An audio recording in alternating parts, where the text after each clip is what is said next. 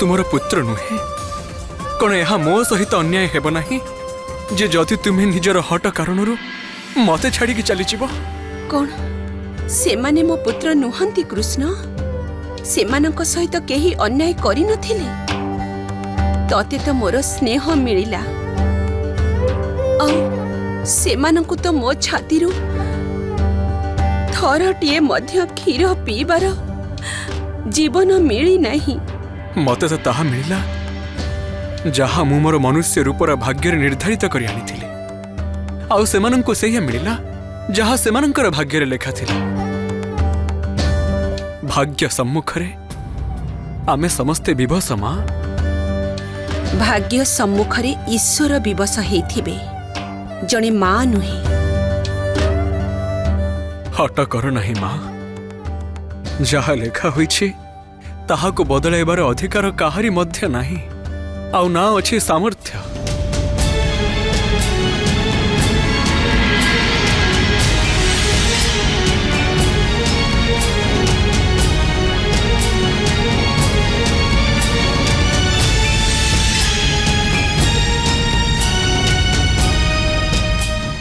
मां निया जल पी दिया मु कहिली ना ना किछि खाइबी ना पीबी प्राण त्याग करिबार निर्णय करि सारिछि मां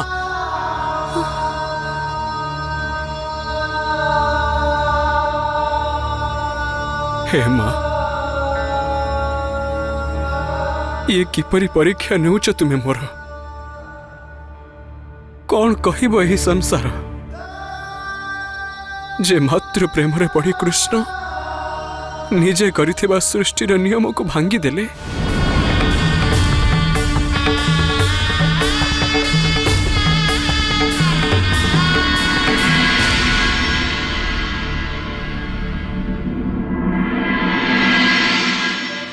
ठीक अच्छी मां ए संसार मत देखिकी हसु पछके किंतु मु आपण पुत्र रूप जन्म नहीं तेणु पुत्र ऋण तो अवश्य सुझीबी मां मु तुमको वचन देउछि एबे सेया ही हेबो जहा तुमे चाहुछ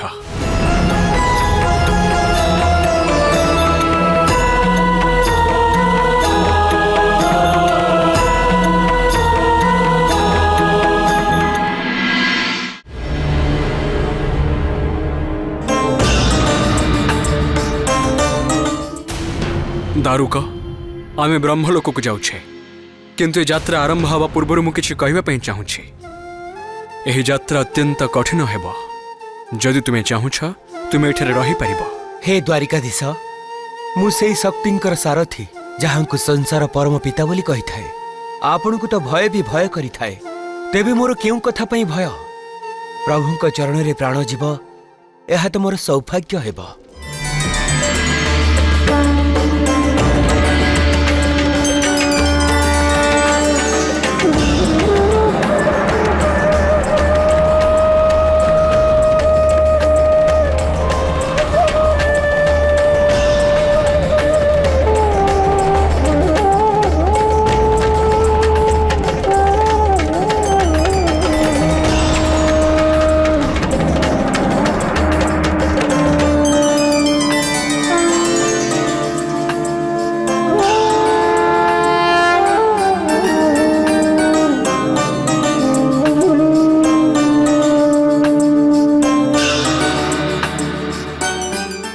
सृष्टिर रचयिता श्री ब्रह्मदेव को कृष्णर सादर प्रणाम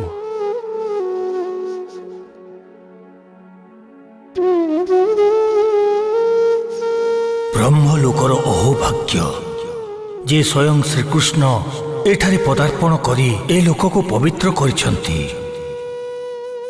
आपन को स्वागत श्री हरि स्वरूप श्रीकृष्ण कृपा करी एठाको आसीबार प्रयोजन कहतु हे देव मु मो मातांको वचन दे आसी जे कंसंक द्वारा मृत्यु पाइथिबा तांकर 6टी पुत्रंकु मु तांका पाखको पुनः फेराई आनिबे प्रभु देवकींकर प्रथम 6 पुत्र दिव्य आत्मा थिले सेमाने मते अपमान देइथिले अतः मु तांको अभिशाप देइथिली मृत्यु परे देवकींकर 6 पुत्र पाताल लोकरे दैत्यराज बलिंक पाखरे अछंती।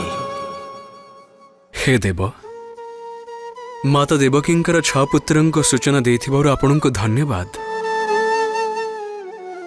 मु एथर आसुछि। प्रणाम।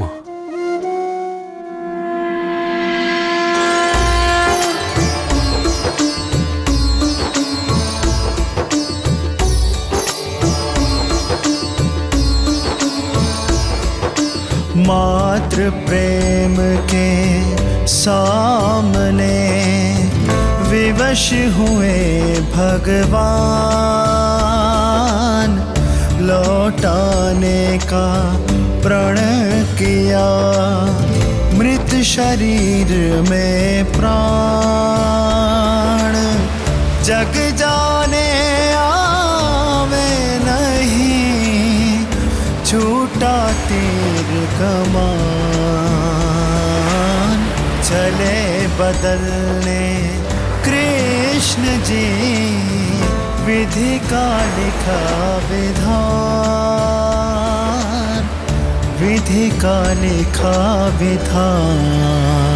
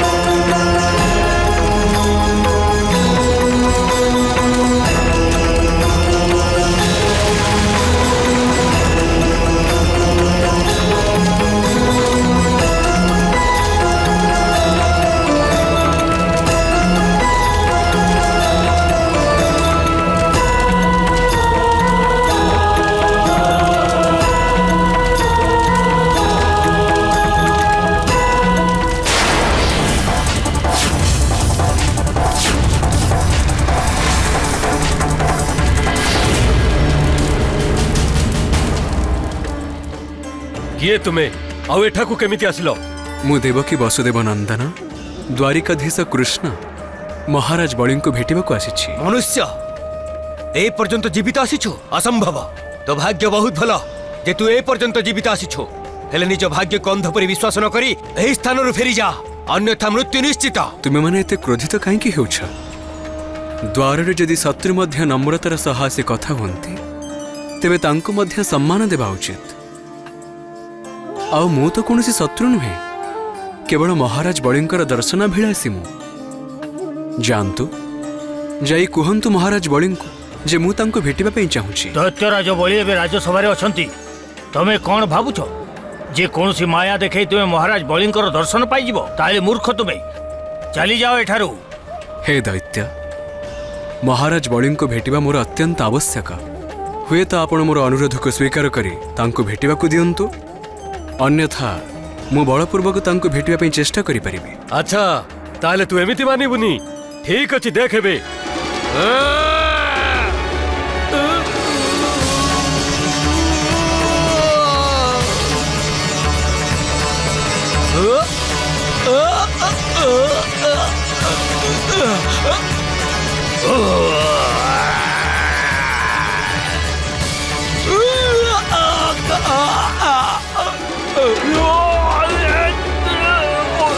हे पाताल लोकर प्रहरी गण मु चाहिए तुम मानक प्रहार उचित उत्तर दे निज कथा को सिद्ध करि परिबे। परंतु मु एठा को युद्ध करने को आसी नहीं। तुम मानक पुनः विनती जाई महाराज बलिं को मो आसीबार सूचना दे दियो। निजर माया प्रदर्शन करी तू एक तो देखै दिलु मायाबी जे तू कोनोसी साधारण मनुष्य नुहे। आमे तो तेबे जीवार अनुमति देई परिबुनी। जदि एपरी कथा तेबे दैत्य राजन को मु स्वयं निज आसीबार सूचना देबा को पड़िबो।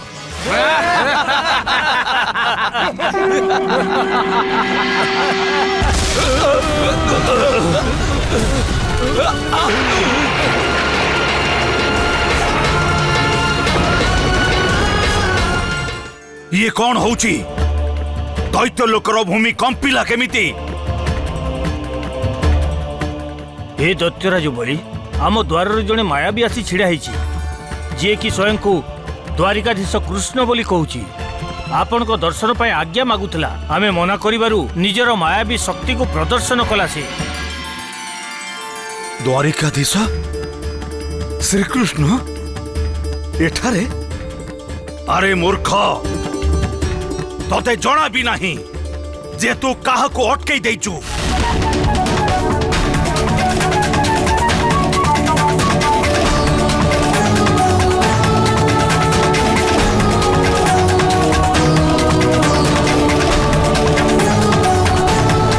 ରହିଯାଅ।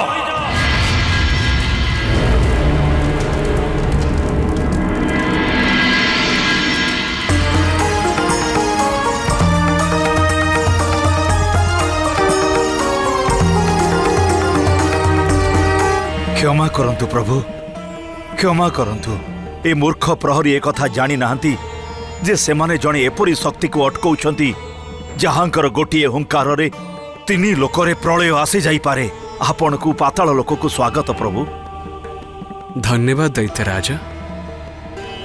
ଆପଣଙ୍କର ବିନମ୍ରତା ଏହି କଥାକୁ ପ୍ରମାଣିତ କରୁଛି ଯେ ଆପଣ ଭକ୍ତରାଜ ପ୍ରହଲ୍ଲାଦଙ୍କର ପ୍ରପୁତ୍ର ଆଉ ମହାରାଜ ବିଲୋଚନଙ୍କ ପରି ସୁରବୀରଙ୍କର ପୁତ୍ର।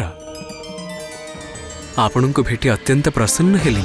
ମୋର ସୌଭାଗ୍ୟ ଯେ ଯାହାଙ୍କର ଦର୍ଶନ ପାଇଁ ସଂସାର ବ୍ୟାକୁଳ ହେଇଥାଏ, ସେ ଏହି ତୁଚ୍ଛ ରାଜାକୁ ଭେଟିବା ପରେ ଏପରି ମଧୁର ବଚନ କହୁଛନ୍ତି। ଏବେ ଆପଣ ହିଁ କୁହନ୍ତୁ ଯେ ଆପଣ ଏଠାକୁ ଆସିବାର ପ୍ରୟୋଜନ କ'ଣ? ହେ ଦୈତ୍ୟରାଜ, ମୁଁ ଏଠାକୁ ନିଜ ମାତା ଦେବକୀଙ୍କର ଇଚ୍ଛା ପୂର୍ତ୍ତି ପାଇଁ ଆସିଛି। ହେ ପ୍ରଭୁ, ଆପଣ ଆପଣଙ୍କ ଲୀଳା ଦେଖାଇବାରେ କେବେ ବି ହେଳା କରନ୍ତିନି। ଏମିତି 3 ଲୋକରେ କ'ଣ ଅଛି ଯାହା ଆପଣଙ୍କର ନୁହେଁ? ସବୁ କିଛି ତ ଆପଣଙ୍କର। ଆଦେଶ ଦିଅନ୍ତୁ ପ୍ରଭୁ। ହେ ଦୈତ୍ୟରାଜ ବଳି, ବ୍ରହ୍ମଦେବଙ୍କ ଅଭିଶାପ ପ୍ରାପ୍ତ ହୋଇ 6 ପୁତ୍ର ମୋ ମା ଦେବକୀଙ୍କ ଗର୍ଭରୁ ଜନ୍ମ ନେଇଥିଲେ। ନିଜର ଚକ୍ଷୁକୁ ଖୋଲିବା ପୂର୍ବରୁ ସେମାନେ ସମସ୍ତେ ମୃତ୍ୟୁକୁ ପ୍ରାପ୍ତ ହେଲେ, ଆଉ ଏହି ସମୟରେ ଆପଣଙ୍କ ଲୋକରେ ଅଛନ୍ତି। ସେମାନଙ୍କର ନାମ ସ୍ମର, ପତଙ୍ଗ, ଘୃଣୀ, ଉଦଗିତ୍, ପରୀଶ୍ୱର ଏବଂ ଶୂଦ୍ରଭୂତ।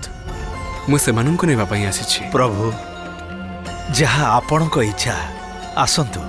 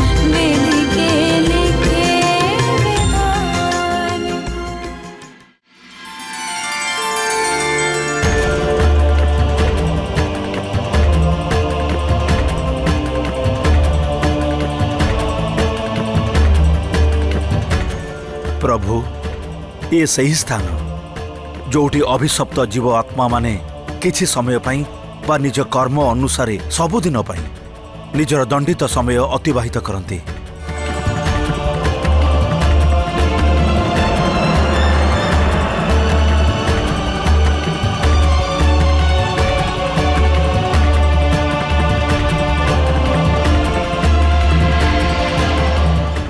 ହେ ଦେବଗଣ, ଆପଣ ସମସ୍ତେ ମୋର ଅଗ୍ରଜ ରୂପରେ ମା ଦେବକୀଙ୍କ ଗର୍ଭରୁ ଜନ୍ମ ନେଇଥିଲେ। କିନ୍ତୁ ଦୁର୍ଭାଗ୍ୟବଶତଃ ଜନ୍ମ ନେବା ମାତ୍ରେ ଆପଣଙ୍କର ମୃତ୍ୟୁ ହୋଇଥିଲା। ଆଉ ମା ଦେବକୀ ଆଜି ମଧ୍ୟ ଆପଣମାନଙ୍କ ବିୟୋଗରେ ମ୍ରିୟମାଣ। ସେଥିପାଇଁ ମୁଁ ଆପଣ ସମସ୍ତଙ୍କୁ ମାତା ଦେବକୀଙ୍କ ପାଖକୁ ନେବାକୁ ଆସିଛି। ହେ ପରମ ପିତା ଶ୍ରୀକୃଷ୍ଣ, ଆମେ ଅଭିଶପ୍ତ ଦେବଗଣ, ଆଉ ଆପଣଙ୍କ ମାୟାରେ ଆମେ ମୃତ୍ୟୁ ଲୋକରେ ଜନ୍ମ ନେଲୁ। आउ सेठारु आमे पाताल लोकरे पहुँची गलु। आम गृह तो देवलोक।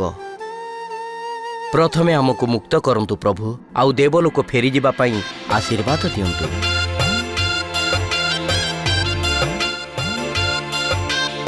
तथास्तु।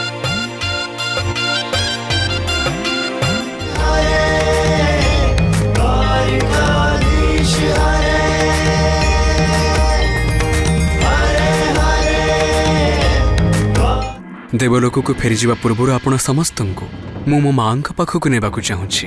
आपण को आज्ञा किए टाळिब प्रभु, ताहा ही हब।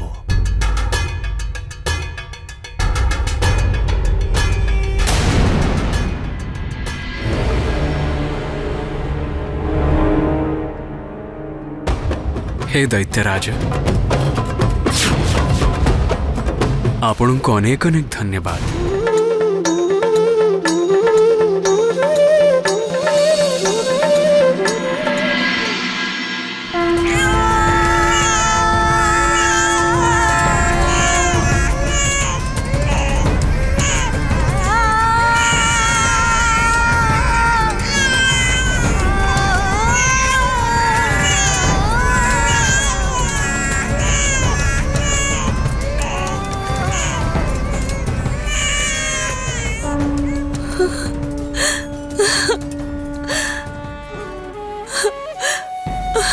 मो पिला माने, मो पुत्र, मो हृदयर राजकुमार, तम मां को क्षमा करी दिया। मु तुम मानकर रक्षा करी पारिलिनी। के जानी मु केते प्रतीक्षा करिछि तम मानक पाई।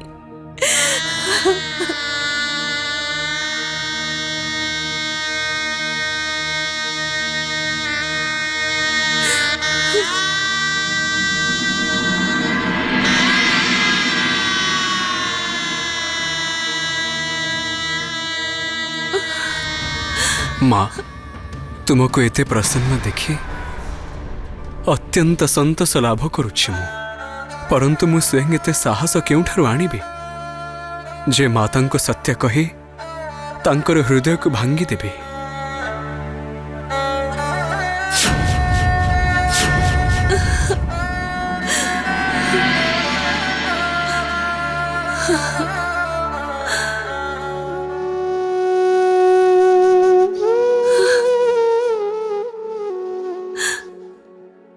कृष्ण, कृष्ण, आज तू मो गर्भर ऋण सुझी देलु। धन्य कृष्ण, आ धन्य हे गली मु जे मु तते जन्म देइछि। तू जानी ना हो जे तू तोरे माँ को केते सुख देइछु। मो संतान को मो पाख को फेरे देइछु तू। माँ, जुग जुगंतर पर्यंत निज ममता को बांटिबा पश्चात मध्य तुमर स्नेह ममतार कोश शेष हेउ नहीं। छोटिया हृदय जेमिति जेमिति संपूर्ण संसार प्रेम भरी रही। किंतु माँ, तुमको तुमर जुग जुग पर्यंत रहिथिबा एही प्रेम को एही संतान मानंक उपरे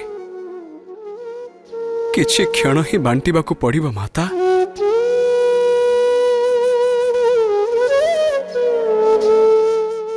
माँ, मु सृष्टिर नियम को भांगी पारिबि नहीं। मु मोर सुदर्शन चक्रर प्रभाव रे संपूर्ण सृष्टिर चक्र को किछि समय पे अटकाई देछि। मोर विवशता को तुम्हें बुझ माँ। एही चक्र को अधिक समय पर्यंत अटकाई मु संपूर्ण मानव जाति समग्र ब्रह्मांड सहित अन्याय करिबि माँ।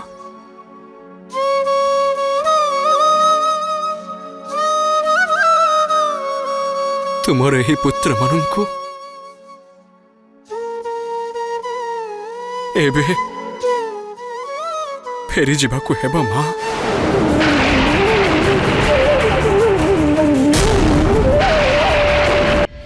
तुमर एही पुत्र मानंको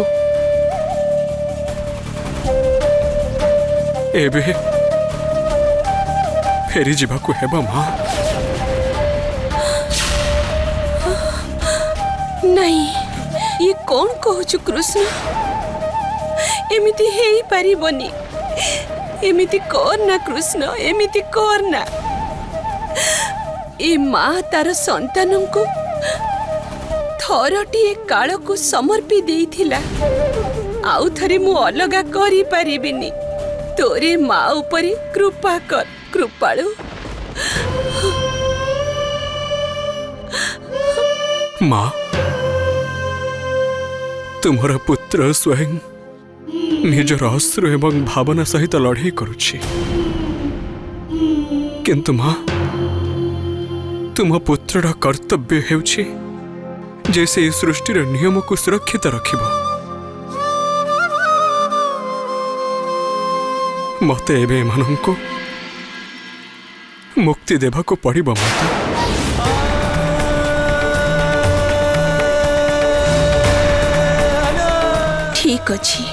ठीक अच्छी कृष्ण।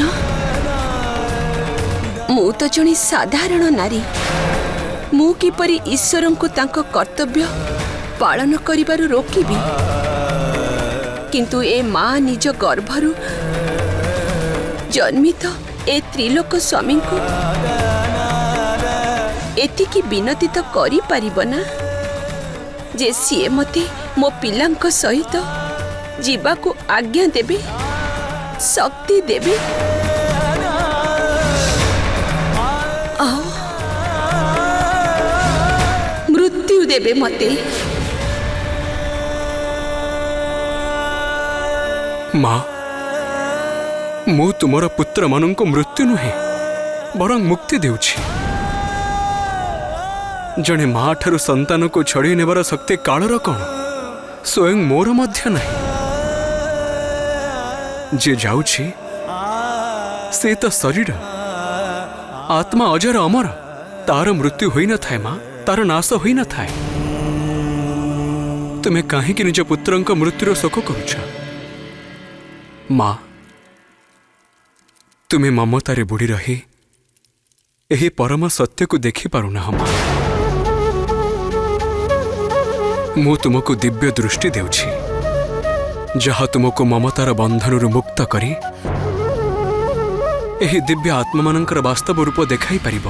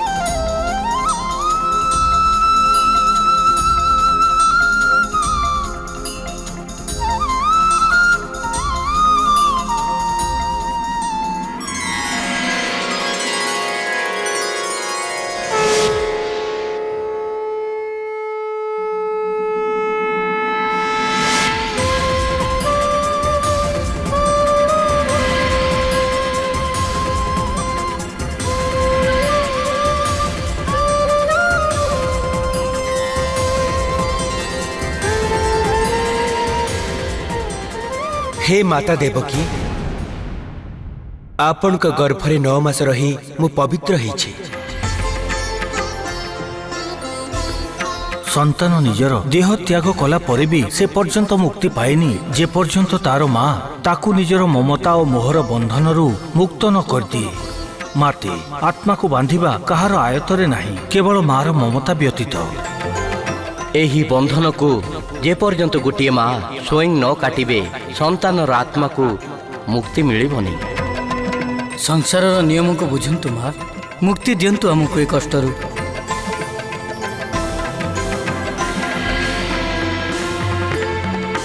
मो संतान को मु ममतारे अंध ही देखी पारु नथिली। मु कौन करबा को जाउथिली? मु तो शरीर मोहरे पड़ी जाइथिली। आत्मा को परमात्मा सहित विलीन हबारु रोकुथिली आ निजर संतान मानंकु कष्ट दउथिली। जाओ मो संतान माने, मु तम समस्तंकु सबु बंधनरु मुक्त करि दउछि। तथास्तु।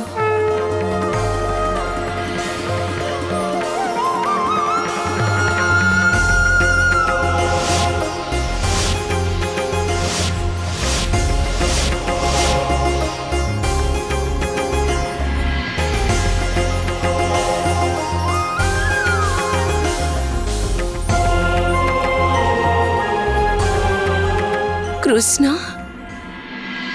क्षमा करिब प्रभु, मु आपण को केते कोन कहि देली। माँ मते क्षमा मागी पापर भागी कराओनी माँ। तुम्हें तो तुम पुत्र को आदेश देइथिला, जहा प्रत्येक मांकर अधिकार।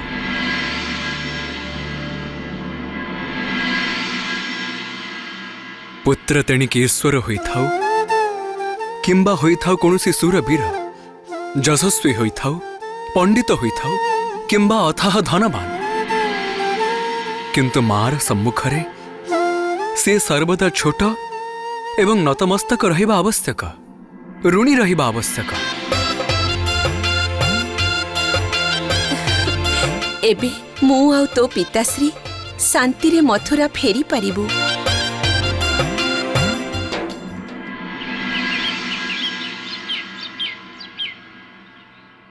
आज सकाळ संदेश आसी कान्हा जे माता देवकी और पिताश्री सकुशल मथुरा रे पहुंची चंती। भ्राता महाराज, महाराज ये से अपराधी रमण। कृतवर्मा ए सब कौन हेउछि? एबे मु तुमको कहूची कान्हा, तुम सामने रे एक पापी दंडायमान जे समग्र द्वारिका को कलंकित करि दैछि। आज पर्यंत द्वारिका भली पावन नगरी रे ना तो केही निर्धन थिले आउ ना तो कहा मन रे एते लोभ। आज आपण समस्ते द्वारिकार प्रथम चोर को देखुछंती।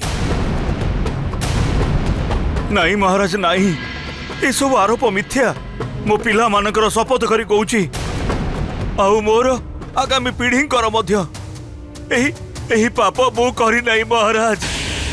मते मते चोर भावंतुनी महाराज, मते चोर भावंतुनी। चुप कर धूर्त।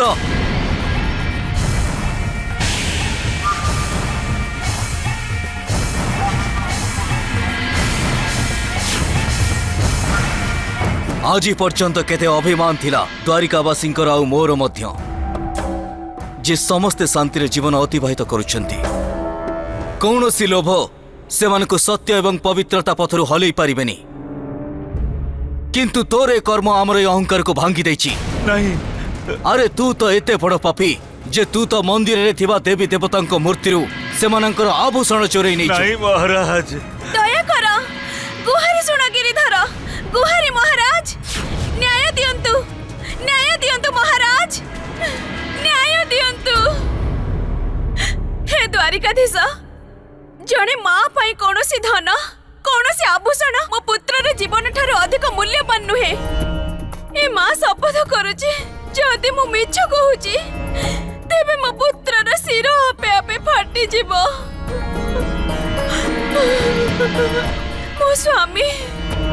मो स्वामी चोर नुहंती महाराज। देवी आपण मते आपण को अपमानित करबा को बाध्य करूछंती।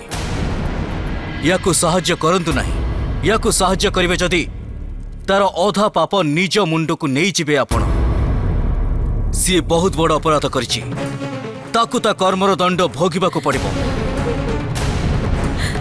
हे द्वारिकाधीश, आपण को न्यायर चर्चा मु बहुत सुनी थिली। प्रमाण करंतु जे जहां मु सुनी थिली ता मिथ्या नुहे। आम निर्दोषं को रक्षा करंतु प्रभु। भ्राता तुम्हें मझिरे किछि कहनी कृष्ण, तुम्हें बहुत भोला, संसार कथा बुझी पारिबनी, किंतु अनेक थर बुझीथिले मध्य तुमर प्रेम आउ कोमल भावना रे बांधी होइथिबा लोकंकु स्वयं को ठकिबार सुजोग देइथाओ। एई कपटी कथा मोते बुझिबा को दियो कान्हा। मु बहुत बुझे सुझी और खोज खबर नवा परे एई निर्णय नेइची।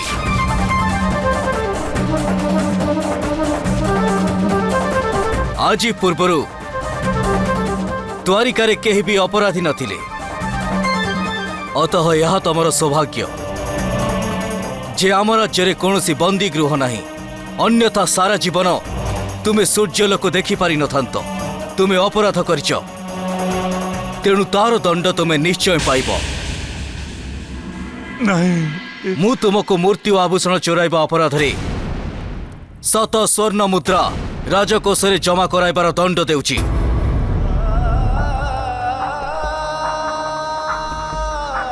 जदि एई मुद्रा तुमे 7 दिन भितरे राजकोष रे जमा न करि पारिबो, तेबे तुमको द्वारिका छाड़ी की जीवाको पड़िबो। नहीं महाराज, नहीं। 100 स्वर्ण मुद्रा केउठु आनिबु महाराज? यह तो तुमे चोरी करिबा आगरु भाबिबार थिला। कृतवर्मा, तार बंधन खोली दिया जाऊ और 7 दिन भितरे याठारु 7 स्वर्ण मुद्रा राजकोष रे जमा करा जाऊ।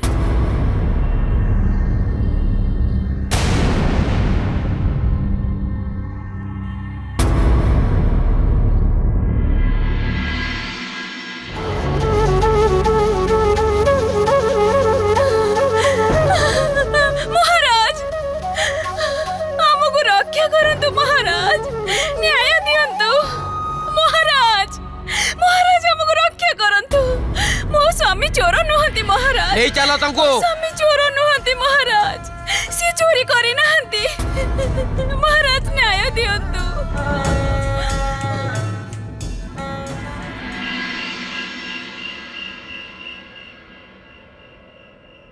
नियो किछि खाई दियो। नहीं, एबे तंटी रे दाना मुठाई भी गलुनी। जदि दबा को चाहुच तेबे विष दे दियो मते। एमिति कुहनी तमे।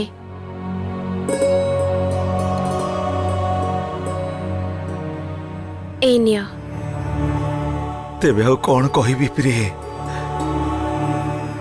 जो देश रे सत्यता एवं सम्मान सहित मो जीवन अतिबाहित करिथिली, आज सेही देशर महाराज मो उपरे एभली कलंक लगैछंती जे आगामी पीढ़ी सेही कलंक दागरु मुक्ति पाइब नहीं। लोके कौन कहिबे मते, कौन कहिबे मते लोक माने।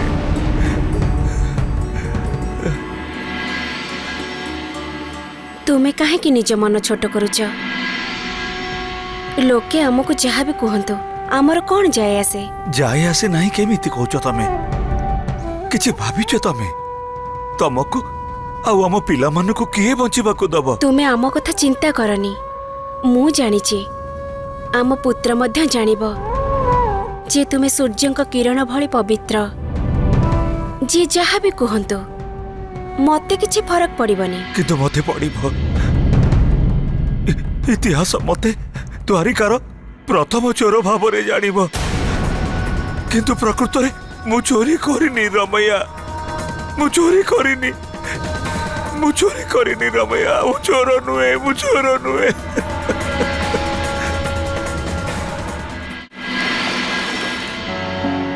चोरी से ही करिछि कान्हा, तो दंड तो ताको भोगिबाको पड़िबो।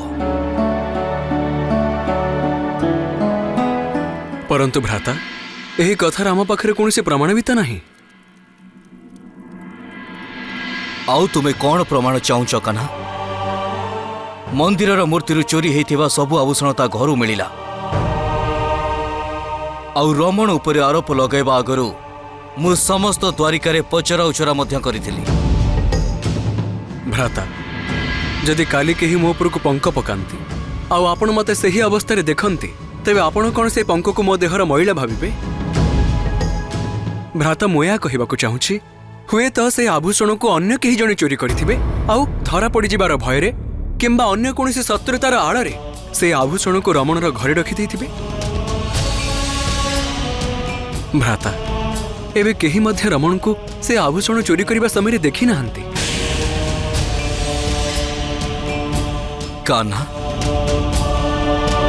तुम्हें मोर बुद्धिमता और निर्णय उपरे शंका करुछ। भ्राता मु बस एति कहवाई चाहूँगी जे समुचित प्रमाण बिना कदाचित क्या दंड देवा मध्य उचित हेब ना। दुई जन दोषी हुए तो खसी जाई पारंती, किंतु जड़े निर्दोष को दंड मिलिबा समुचित न्यायर सबुठारु बड़ भूल हेब। मोते विश्वास कर कान्हा, मु जानिछि मु कौनसी निर्दोष को दंड देनी। आउ जदि आज मु ताकु दया करी ताकु दंड न दे छाड़ी दे थांती, तेबे समग्र द्वारिका अपराधी मानकर एक वृक्ष रूप नहीं थांता। गोटे चोरी पर अन्य एक चोरी ही थांता, तापरे तृतीय, तापरे चतुर्थ। लोभी मानकर साहस बढ़ी जाई थांता। और सेते बेले समस्त सामाजिक व्यवस्थार विनाश ही थांता। कान्हा छोट मोट साप बड़ हवा पूर्व ताकू दलिदवा आवश्यक, ताहा ही मु करिछि। एबे मु जाउछि कान्हा, तुमे भी टिके विश्राम कर। रात्रिर शेष प्रहरी हवाकू गलाणी।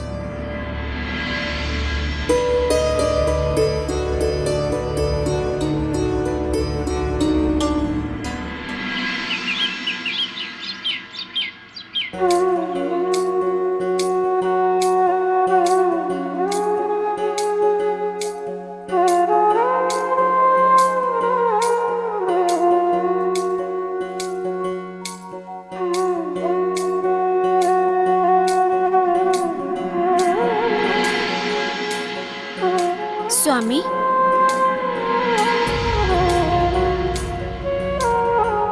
स्वामी,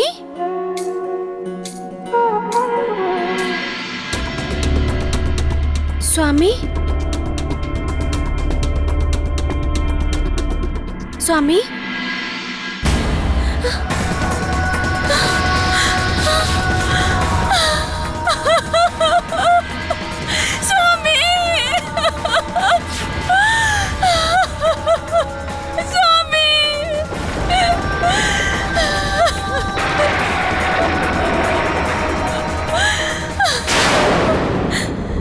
महाराज बलराम, हे द्वारिकाधीश,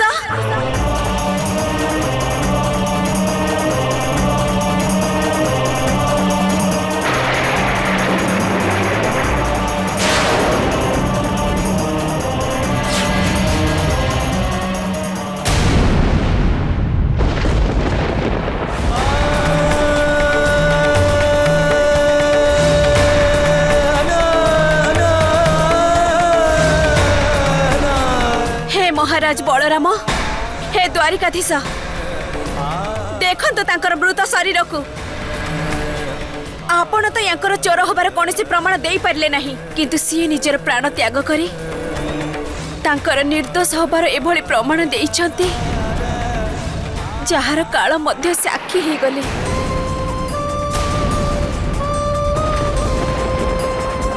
मन शांति ही गला आपणकर। निज द्वारका उपरे लागिथिबा कलंक को धोई दे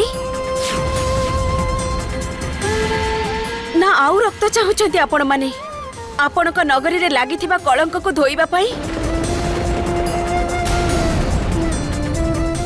मु जानिछि एक मृत शरीर से पर्यंत आत्मा मुक्ति पाई परिबनी जे पर्यंत विधिबद्ध भाबरे तार अंतिम संस्कार करा न जाइछि। मु विधवा रमैया तांकर अंतिम संस्कार भार आपण उपरे आउ समग्र द्वारकार कांध उपरे दउची।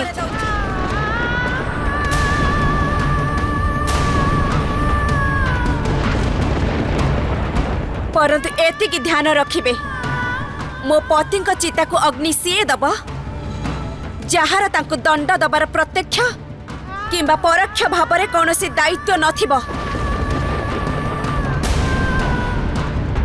जेउ दंड आपण मो स्वामी को देइछंती, सेई दंड आपण को मध्य मिलिबो।